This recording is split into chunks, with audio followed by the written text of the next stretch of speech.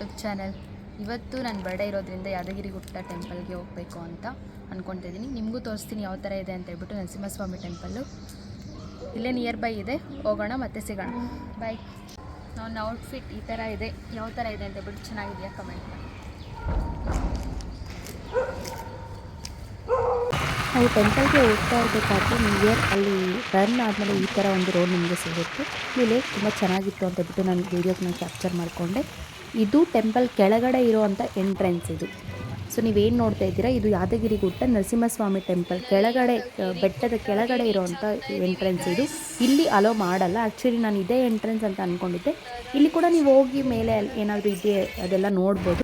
Finally ನಾವು main entrance ಹತ್ರ reach ಆದ್ವಿ. ಇಲ್ಲಿಂದ ಮತ್ತೆ ಬೆಟ್ಟ ಹತ್ರಗೆ ಬಸ್ಸಲ್ಲಿ ಹೋಗ್ಬೇಕಂತೆ. ಫ್ರೀ ಬಸ್ಸಸ್ ಇದೆ ಅಂತ ಹೇಳಿದ್ರು. ನಾವು ಅದಕ್ಕೆ ವೆಯ್ಟ್ ಮಾಡಿದ್ವಿ, ಬಟ್ ನಮಗೆ ಫ್ರೀ ಬಸ್ಸಸ್ ಯಾವುವು ಸಿಗಲಿಲ್ಲ. ಆಲ್ರೆಡಿ ಯಾವುದೋ ಒಂದು ಬಂತು, ಅದು ಕೂಡ ತುಂಬ ಫಿಲ್ ಆಗಿತ್ತು. ಅಲ್ಲಿ ನೀವು ನೋಡಿದ್ರಲ್ವ ಏನು ಬೆಟ್ಟ, ಅಲ್ಲಿಗೆ ನಾವು ಹೋಗಬೇಕು. ನಮಗೆ ಬಸ್ ಸಿಗಲಿಲ್ಲ ಅಂತ ಹೇಳ್ಬಿಟ್ಟು ನಾವು ಆಟೋ ಅಲ್ಲಿ ಹೋಗ್ತಾ ಇದ್ದೀವಿ.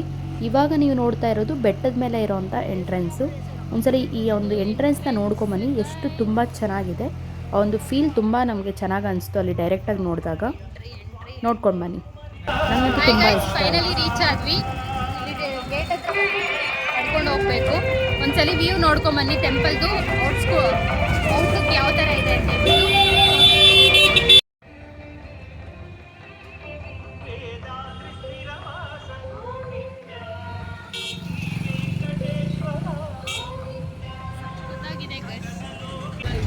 ನಾಮ ಇಟ್ಕೊಬೇಕಂತೆ ನರಸಿಂಹಸ್ವಾಮಿ ಟೆಂಪಲ್, ಅದಕ್ಕೆ ನಾಮ ಕೂಡ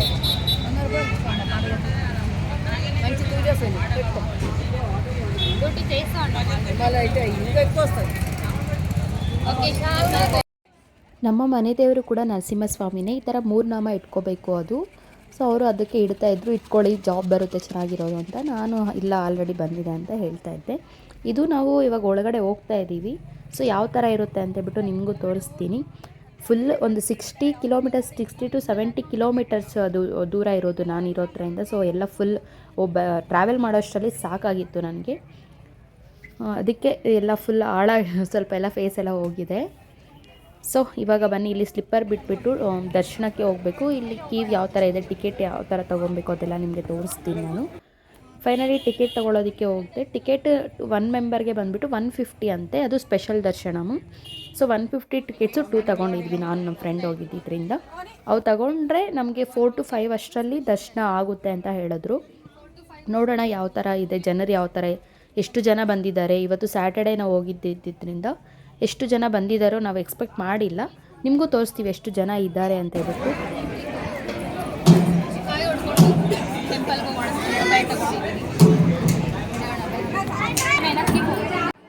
ನಂದು ಹರಕೆ ಇತ್ತು, ಅದಕ್ಕೆ ತೆಂಗಿನಕಾಯಿ ಕೂಡ ಹೊಡ್ಕೊಂಡು ದರ್ಶನಕ್ಕೆ ಹೋಗೋಣ ಅಂತ ಅಂದ್ಕೊಂಡ್ವಿ. ಇವಾಗ ಟೆಂಪಲ್ಸ್ ಎಲ್ಲ ಯಾವ ಥರ ಆಗಿದೆ ಅಂತಂದರೆ ಎಲ್ಲ ಕಮರ್ಷಿಯಲ್ ಆಗಿದೆ. ನಾವು ತಗೊಂಡೋಗಿರೋ ಅಂಥ ಏನೇ ಆಗಲಿ ದೇವರಿಗೆ ಅರ್ಪಣೆ ಮಾಡಬೇಕು ಅಂತ ಅಂದ್ಕೊಂಡ್ರೆ ಅದು ಸಾಧ್ಯ ಇಲ್ಲ. ಎಲ್ಲ ಅವರು ಸೈಡ್ಗೆ ಹಾಕ್ಬಿಡ್ತಾರೆ. ಸೊ ಅದರಿಂದ ನಾನು ಇವಾಗ ಅಷ್ಟು ಏನು ತಗೊಂಡೋಗೋದಿಲ್ಲ. ಜಸ್ಟ್ ತೆಂಗಿನಕಾಯಿ ಹೊಡೆದು ದೇವರಿಗೆ ಮುಕ್ಕೊಳ್ತೀನಿ ಅಷ್ಟೇ.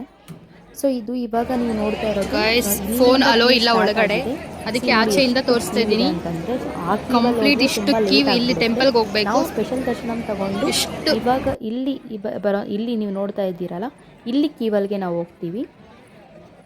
ಇಲ್ಲಿ ಹೋಗಿದ್ರು ಕೂಡ ನಮಗೆ 3 hours ಆಗೋಯ್ತು ದರ್ಶನ ಆಗೋಷ್ಟರಲ್ಲಿ. 5 ನಾವು 1ಗೆ ಸ್ಟಾರ್ಟ್ ಆದರೆ ನಮಗೆ 5:30 ಆಗೋಯ್ತು ದರ್ಶನ ಮುಗಿಯೋಷ್ಟರಲ್ಲಿ. ಬಟ್ ದೇವರಂತೂ ಒಳಗಡೆ ತುಂಬ ಚೆನ್ನಾಗಿದೆ. ಫೋನ್ ಅಲೋ ಇಲ್ಲ, ಫೋನ್ ಲಾಕರ್ಸ್ಗೆ ಹಾಕ್ಬಿಟ್ಟು ಒಳಗಡೆ ಹೋಗಬೇಕು. ನೀವು ಏನಾದರೂ ಆ ಥರ ವೀಡಿಯೋಸ್ ಮಾಡಬೇಕು ಅಂತ ಅಂದ್ಕೊಂಡ್ರೆ ಆಚೆಯಿಂದ ಅಷ್ಟೇ ಮಾಡ್ಬೋದು. ಇಲ್ಲಿ ಬಿಸಿಲಿದ್ದಿದ್ದರಿಂದ ವೀಡಿಯೋ ಅಷ್ಟು ಚೆನ್ನಾಗಿ ಬರ್ತಾ ಇಲ್ಲ, ಕ್ಲಾರಿಟಿ ಬರ್ತಾ ಇಲ್ಲ. ಅದು ಬಿಸಿಲ್ದು ಬೆಳಕು ಬೀಳ್ತಾ ಇರೋದ್ರಿಂದ.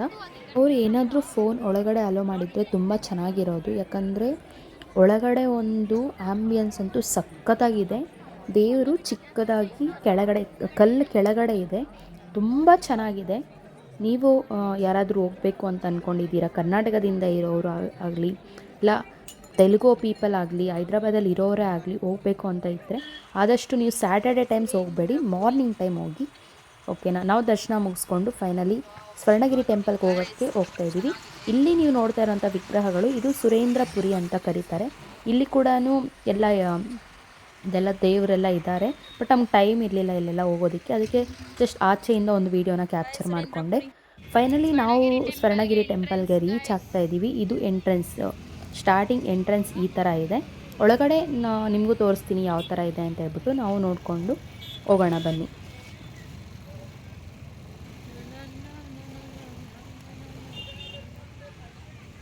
ಇದು ಎಂಟ್ರೆನ್ಸು ಈ ಥರ ಕೊಟ್ಟಿದ್ದಾರೆ. ಇಲ್ಲಿ ಏನಪ್ಪ ಅಂತಂದರೆ ಟೆಂಪಲ್ ಮಾತ್ರ ಸಖತ್ತಾಗಿದೆ, ಬಟ್ ರೋಡ್ ಇನ್ನೂ ಸ್ವಲ್ಪ ಕನ್ಸ್ಟ್ರಕ್ಷನ್ ಎಲ್ಲ ಮಾಡಬೇಕು. ತುಂಬ ಒಂದು ಧೂಳು ತುಂಬ ಹೆವಿ ಬರುತ್ತೆ.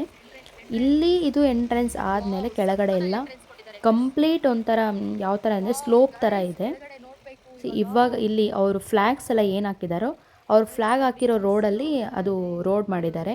ಆ್ಯಕ್ಚುಲಿ ಇದೇನಾದರೂ ಒಂದು ಕೆರೆ ಆ ಥರ ಏನಾದರೂ ಆಗಿರ್ಬೋದು, ಅದರಲ್ಲಿ ಕನ್ಸ್ಟ್ರಕ್ಟ್ ಮಾಡಿರ್ಬೋದು.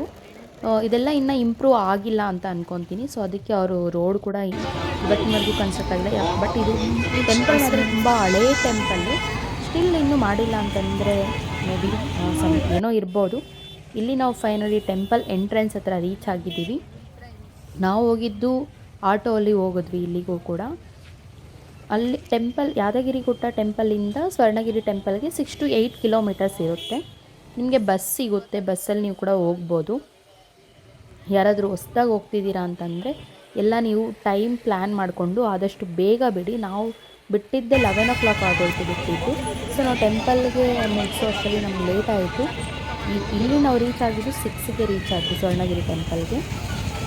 ಇದು ಈ ಥರ ಎಲ್ಲ ಎಂಟ್ರೆನ್ಸಲ್ಲಿ ಈ ಥರ ಮಾಡಿದ್ದಾರೆ. ಇಲ್ಲೇ ನಿಮಗೆಲ್ಲ ಕಾಫಿ, ಟೀ, ಬಿಸ್ಕೆಟ್ಸ್, ಬಜ್ಜಿ ಇದೆಲ್ಲನೂ ಸಿಗುತ್ತೆ. ಎಂಟ್ರೆನ್ಸ್ ಅಂತ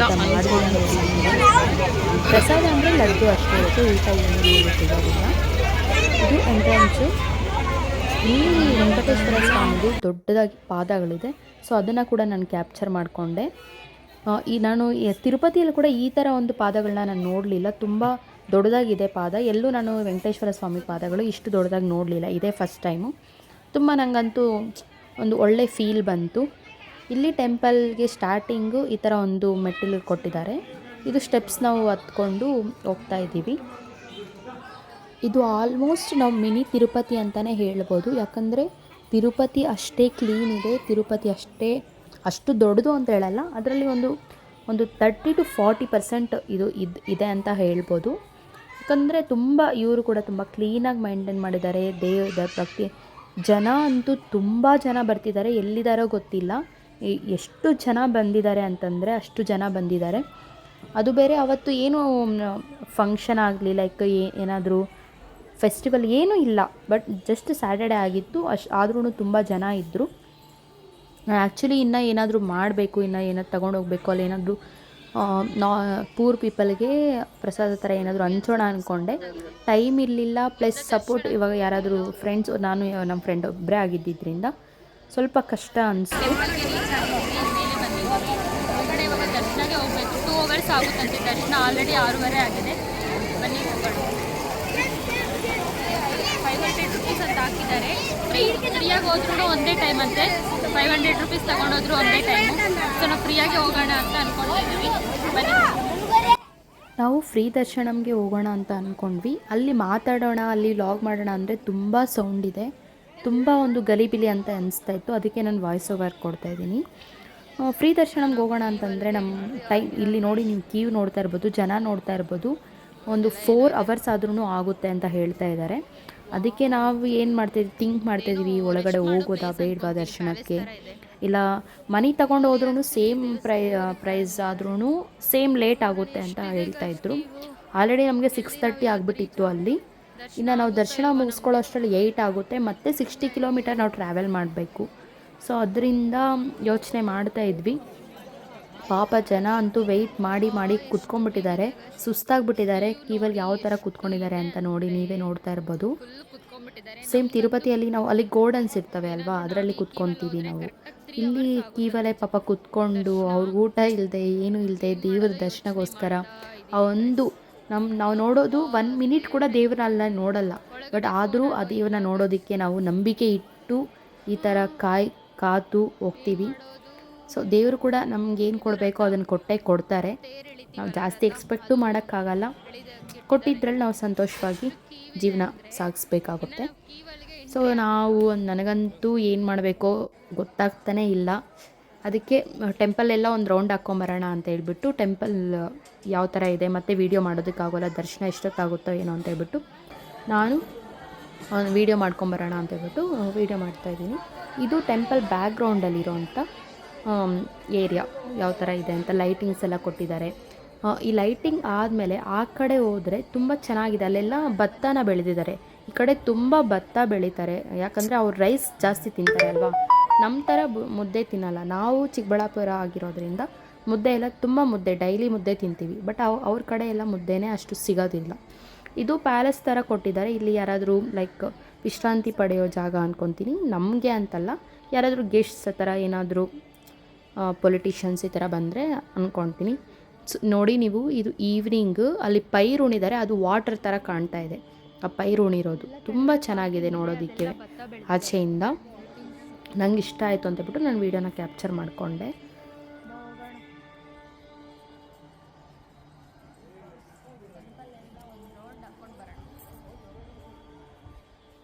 ಟೆಂಪಲ್ಗೆ ಬಂದಮೇಲೆ ಎಂಟರ್ಟೈನ್ಮೆಂಟ್ ಇದೆಲ್ಲ ಕೊಡೋದಕ್ಕೆ ಸ್ವಲ್ಪ ಕಷ್ಟ ಆಗುತ್ತೆ ಸರ್. ಅದಕ್ಕೆ ನೀವು ಟೆಂಪಲ್ ಹೇಗಿದೆ ಅಂತ ಹೇಳ್ಬಿಟ್ಟು ಫೀಲ್ ಮಾಡಿ. ಹೋಗ್ಬೇಕಂದ್ರೆ ಈ ಕಡೆ ಬ್ಯಾಕ್ ಸೈಡ್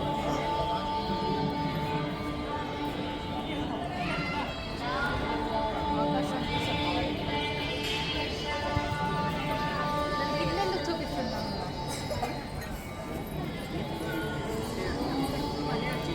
ಒಳಗಡೆ ಆ್ಯಕ್ಚುಲಿ ನಾನೊಂದು ಇದು ವೆಂಕಟೇಶ್ವರ ಸ್ವಾಮಿದು ವಿಗ್ರಹ ಇರುತ್ತಲ್ವ, ಅದು ನೀರಲ್ಲಿ ತೇಲ್ತಾ ಇತ್ತು. ಅದನ್ನು ನೋಡಿದ್ದೆ, ಒಳಗಡೆ ಇರುತ್ತೇನೋ ಅದು. ಬಟ್ ಫೋನ್ ಅಲೋ ಇಲ್ಲ ಅಂತ ಹೇಳ್ತಿದ್ದಾರೆ. ಏನು ಮಾಡೋದು ನೋಡೋಣ.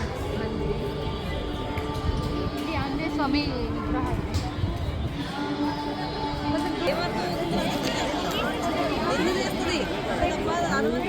ಇವಾಗ ತಾನೇ ದರ್ಶನ ಮುಗಿಸಿದ್ವಿ. ಇವಾಗ ಅಲ್ಲಿ ಕೆಳಗಡೆ ಒಂದು ನಾರಾಯಣ ನೀರಲ್ಲಿ ತೇಲ್ತಾ ಇರುತ್ತೆ, ಅದನ್ನ ತೋರಿಸೋಣ ಅಂತ ಹೇಳ್ಬಿಟ್ಟು ನಿಮಗೆ ಕರ್ಕೊಂಡು ಹೋಗ್ತಾ ಇದೀವಿ. ದರ್ಶನ ಅವಾಗ ಫೋನಲ್ಲಿ ಅಲೋ ಇರಲಿಲ್ಲ, ಸೊ ಅದಕ್ಕೆ ಇವಾಗ ಕೆಳಗಡೆ ಹೋಗೋಣ ಬನ್ನಿ. ನಾನು ಬಿಗಿನರ್ ಆಗಿರೋದ್ರಿಂದ ಮೇ ಬಿ ನನಗೆ ಅಲ್ಲಿ ಒಂದು ಶೈ ಫೀಲ್ ಆಗ್ಬೋದು, ಮಾತಾಡೋದಕ್ಕೆ ಸ್ವಲ್ಪ ಕಷ್ಟ ಅನಿಸ್ಬೋದು. ವ್ಲಾಗಲ್ಲಿ ಕೂಡ ಏನು ಮಾತಾಡಬೇಕು ಅಂತಷ್ಟು ಗೊತ್ತಾಗೋದಿಲ್ಲ. ಸೊ ಏನಾದರೂ ಮಿಸ್ಟೇಕ್ಸ್ ಇದ್ದರೆ ನೀವು ಸ್ವಲ್ಪ ಅಡ್ಜಸ್ಟ್ ಮಾಡ್ಕೊಂಡು ಹೋಗಿ. ಆದಷ್ಟು ನನ್ನ ವೀಡಿಯೋಸ್ಗೆ ಸಪೋರ್ಟ್ ಮಾಡಿ, ಲೈಕ್ ಮಾಡಿ, ಶೇರ್ ಮಾಡಿ, ಸಬ್ಸ್ಕ್ರೈಬ್ ಮಾಡಿಕೊಂಡು ಚಾನಲ್ನ ನೋಡಿ 1K ಸಬ್ಸ್ಕ್ರೈಬರ್ಸ್ವರೆಗೂ ಫಾಲೋ ಮಾಡಿ ಪ್ಲೀಸ್. ಇದು ನಾರಾಯಣ ಸ್ವಾಮಿ ನೀರಲ್ಲಿ ತೇಲ್ತಾ ಇರ್ತಾರೆ. ಇಲ್ಲಿ ನಾವು ಹೋಗೋ ಅಷ್ಟರಲ್ಲಿ ಅದು ಅಂದರೆ ಲೈಕ್ ನನಗೆ ಅದು ಏನು ಹೇಳಬೇಕು ಗೊತ್ತಿಲ್ಲ. ಈ ಥರ 3 ಸುತ್ತು ಹಾಕ್ತಾರಲ್ವ ದೇವ್ರನ್ನ, ಆ ಥರ ಹಾಕ್ತಾಯಿದ್ರು. ನಾವು ಕರೆಕ್ಟ್ ಟೈಮ್ಗೆ ಹೋಗಿದ್ದೀವಿ ಅಲ್ಲಿಗೆ. ನೋಡಿ, ಇದನ್ನೆಲ್ಲ ನೀವು ನೋಡಿಬಿಟ್ಟು ಫೀಲ್ ಮಾಡಿ.